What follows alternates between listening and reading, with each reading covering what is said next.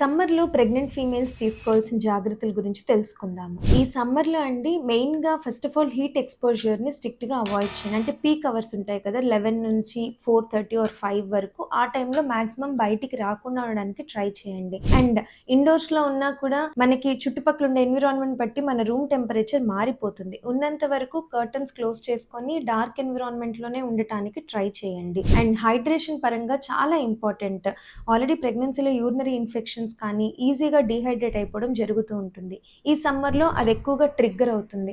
So that is the reason మీరు water intake స్ట్రిక్ట్‌గా పెంచండి. At the same time fruits and vegetables intake బాగా improve చేసుకోండి. And మీరు వేసుకునే గార్మెంట్స్ కూడా బాగా కాటనీగా ఉండి పల్చగా ఉండేలాగా ఎయిర్ సర్క్యులేషన్ వచ్చేలాగా చూసుకోండి.